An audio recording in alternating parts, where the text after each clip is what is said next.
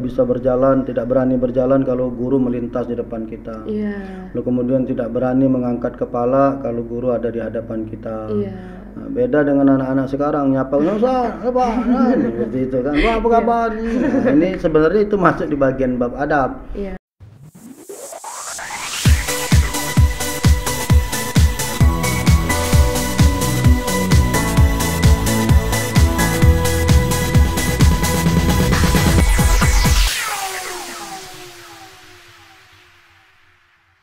Assalamualaikum warahmatullahi wabarakatuh. Halo Sobat Jubel, kembali lagi di Jubel Inspiratif yang selalu menghadirkan tamu-tamu yang menginspirasi. Bersama saya Hairun Nisa Nurin Imanina, Duta Literasi SMA Plus Negeri 17 Palembang. Nah, Sobat Jubel, pada episode kali ini kita kedatangan Ustadz Kemas Haji Muhammad Ali yang tadi membawakan materi di acara perpisahan asrama dan wisuda tahfiz angkatan 26 Etrios. Kita sapa dulu yuk Ustadznya. Assalamualaikum Ustadz. Waalaikumsalam warahmatullahi wabarakatuh. Ustadz bisa sapa dulu nggak nih kepada Sobat Jubel yang lagi nonton di rumah? Oke, selamat Jubel ya, sumber inspirasi. Ya, Jubel Inspiratif. Ya, alhamdulillah hari ini saya bisa hadir di SMA Plus Negeri 17 ya, dalam rangka tadi memberikan tausiah anak-anak pelepasan asrama santri dan juga anak-anak wisuda tahfiz. Dan alhamdulillah hari ini bisa hadir di ruangan ini podcast ya, insyaallah. Ya, terima kasih ya Bapak sudah menyempatkan hadir. Pak, tadi pas datang pertama ini sebelumnya pertama kali ke SMA 17 atau sudah pernah sebelumnya Pak? Sudah sering Ustadz ke 17 dulu sebelum Covid tapi ya. Oh iya, berarti setelah Covid baru datang ini. Gimana nih Pak kesan terhadap SMA 17 Palembang? Dari lingkungannya, dari siswa-siswinya? Jadi yang pertama nih saya merasa nyaman di SMA Negeri 17 ya, dengan siswa-siswinya yang luar biasa, yang diajarin bab-bab adab, rasa hormat mereka kepada para mualim, para guru-guru yang luar biasa, dan juga lingkungan yang menurut Ustadz bersahabat. Ini lingkungan di SMA Negeri 17 asri, hijau dan masih alami seperti itu. Alhamdulillah. Oke. Nah, Ustadz tadi kan Ustadz di aula tadi memberikan tausiah tentang pentingnya pendidikan di asrama Ustadz. Emang karakter apa sih Ustadz yang harus dimiliki oleh anak-anak di asrama ataupun anak-anak santri yang ada di pondok pesantren itu, karakter apa yang harus dibangun Ustadz? Jadi selalu Ustadz sampaikan kepada para thalabul ilmi, para penuntut-penuntut ilmu, bahwa mereka harus memiliki adab. Jadi sering dikatakan oleh guru-guru kita bahwa al-adab fawqal ilm, bahwasanya adab itu berada di atas ilmu. Jadi dengan orang-orang yang memiliki adab yang baik dan benar, maka mereka akan lebih mudah untuk mencerna ilmu. Maka karakter yang pertama kali harus dimiliki oleh para santri-santri itu adalah karakter adab yang luar biasa kepada para guru-guru. Jadi keilmuan atau kepintaran itu nomor sekian. Yang paling penting adalah mereka punya adab yang baik kepada pengajar, kepada guru-gurunya, seperti itu. Gitu. Tapi kalau namun apabila kita berilmu tapi nggak beradab, itu berarti percuma aja ya Ustadz? Iya, makanya Ustadz sampaikan tadi apa bedanya kita sama iblis. Iblis itu berilmu, tapi dia tidak punya adab, ya kan? Karena buah dari tidak punya adabnya itulah kemudian iblis diusir oleh Allah Subhanahu Wa Taala. Jadi lebih baik kita miskin ilmu tapi kita kaya adab, daripada kita kaya ilmu tapi miskin adab.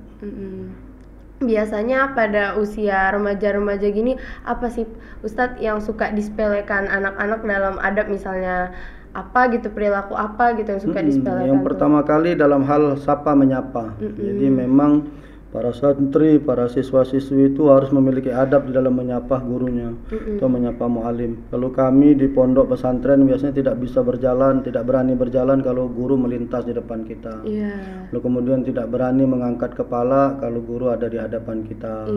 Nah, beda dengan anak-anak sekarang, nyapa Ustaz, apa? Nah, seperti itu kan. Wah, apa kabar? Nah, ini sebenarnya itu masuk di bagian bab adab. Nah, jadi mereka memang tidak ada rasa sungkan dan tidak ada rasa hormat kepada guru-gurunya, seperti itu. Oke Ustadz, selain apa adab itu, ada lagi nggak Ustadz nih karakter yang harus dibangun oleh para siswa-siswi sekarang tuh? Ya, jadi selain bab adab, para siswa-siswi yang berada di asrama harus membangun karakter disiplin. Iya. Jadi disiplin ini adalah satu hal yang sangat penting dalam dunia pendidikan, baik itu disiplin tidurnya, disiplin istirahatnya, disiplin belajarnya, disiplin makannya. Karena ketika mereka sudah melanggar ini, maka kecil kemungkinan mereka bisa sukses atau mengikuti apa yang sudah diterapkan oleh para guru-gurunya mualim. Contoh sederhana misalnya, kalau kami di pesantren jam 8.30 atau pukul 20.30 sudah harus tidur. Jadi ba'da sholat isya belajar sebentar kata taklim 20.30 jam setengah 9 harus sudah tidur. Ustadz kok cepet nian tidurnya? Tidur yang lebih awal itu mampu membangunkan kita lebih awal di tengah malam. Jadi ketika kita tidur jam setengah 9 maka kita bisa bangun sampai jam setengah 2 atau jam 1 lah. Jam 1 beres-beres bentar, setengah 2 kita sudah bisa bangun, setengah 2 kita sudah bisa sholat tahajud. Kalau anak-anak yang hafal Quran tadi mereka bisa bermurojaah. Sholat tahajud, witir, mereka murojaah hafalannya di dalam sholat sunatnya. Lalu kemudian kita membiasakan tidur kembali. Jadi jam setengah 2 mereka belajar, hitung saja misalnya sampai setengah 3, 1 jam tahajud dan lain, setengah 3 mereka tidur lagi. Dan baru kita bangunkan lagi jam setengah 5. Karena itu ada yang diajarkan oleh Rasulullah SAW sering tidur kembali ketika beliau bangun di tengah malam. Jadi Rasulullah SAW menjelang subuh itu tidur. Dan Rasulullah baru bangun. Nah, kalau kita sering dengar penceramah ngomong kalau bulan Ramadan Rasulullah baca 50 ayat azan. Nah, jadi Rasulullah sesaat sebelum azan baru beliau bangun, lalu kemudian bersiap-siap untuk melaksanakan salat subuh. Nah, bayangkan kalau kita sudah tidak disiplin di awal, sebut saja kita mundur tidurnya misalnya.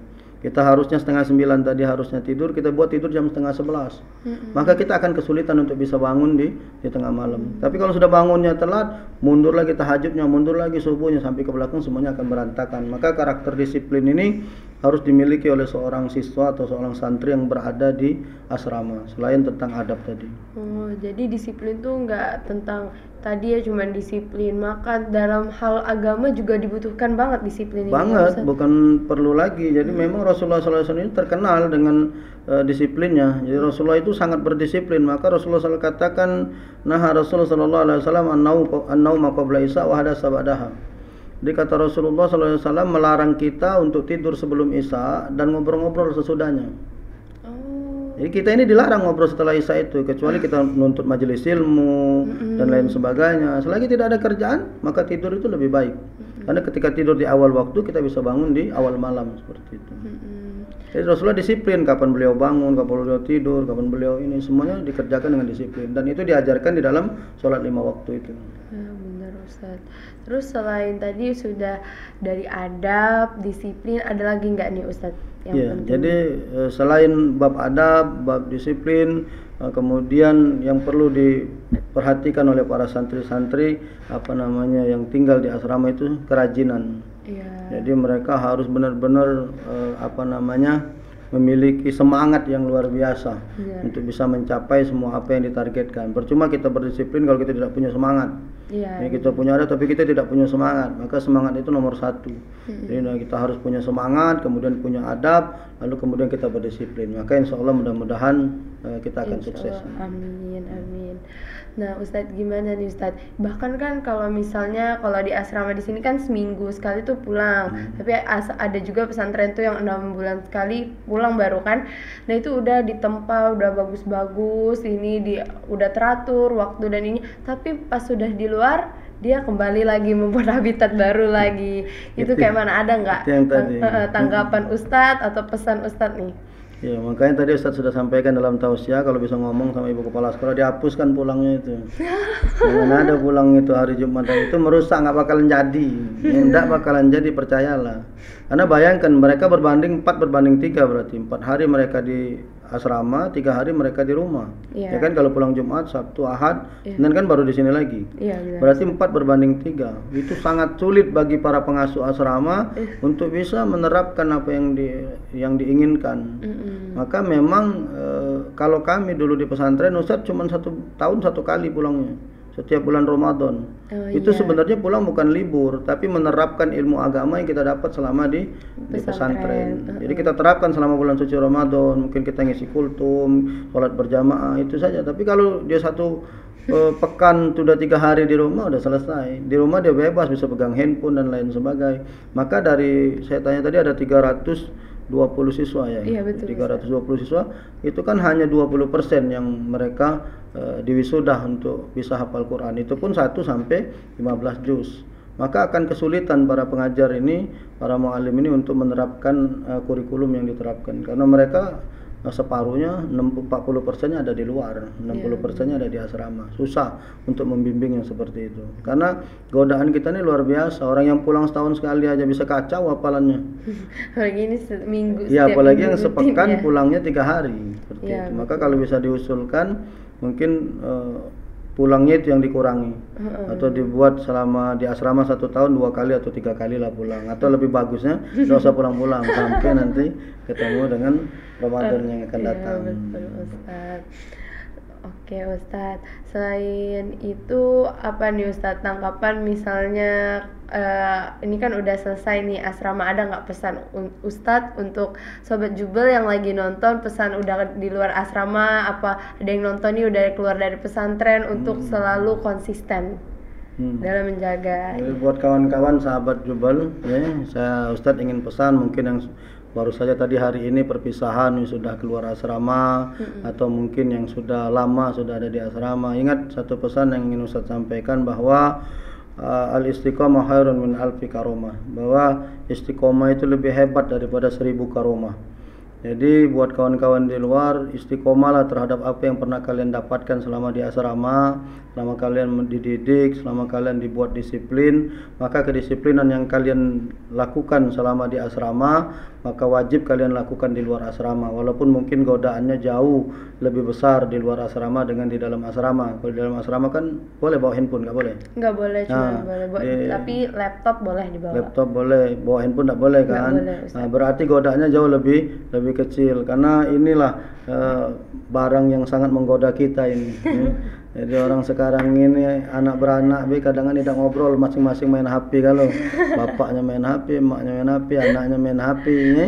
Jadi mereka kemudian tidak ada lagi komunikatif, tidak ada lagi kebersamaan. Maka saya ingin pesan sama sahabat Jubel yang mungkin sudah pernah di asrama kemudian sudah tamat keluar, atau yang masih di asrama atau yang sudah lama keluar dari asrama, kalian harus beristiqomah terhadap kedisiplinan yang pernah kalian rasakan, yang pernah didapatkan selama kalian tinggal di asrama SMA Plus Negeri 17 ya. Kalau itu kalian mampu beristiqomah, kalian akan mendapatkan lebih hebat daripada 1000 karomah. Amin, amin. Oke Ustadz ada nggak nih selama Ustadz hidup sekarang nih moto hidup yang selalu dipegang oleh Ustadz? Jadi Ustadz dari pesantren dulu punya satu moto hidup, be the best. Selalu berusaha untuk menjadi yang terbaik. Masya Allah. Oke Ustadz, siap. Terima kasih ya Ustadz udah berbagi tentang pentingnya karakter yang ada di asrama yang sangat bermanfaat untuk saya sendiri maupun penonton Sobat Jubel yang lagi nonton sekarang. Oke Ustadz, terima kasih juga sudah menyempatkan hadir datang di podcast 17. Insyaallah, mudah-mudahan nanti ketemu lagi ya. Amin, insyaallah. Oke, terima kasih kepada Sobat Jubel yang sudah menonton. Jangan lupa untuk saksikan episode Jubel Inspiratif selanjutnya. Saya Hairun Nisa Nurin Imanina, pamit undur diri. Wassalamualaikum warahmatullahi wabarakatuh. Belajar bersama, maju untuk semua, kita pasti bisa.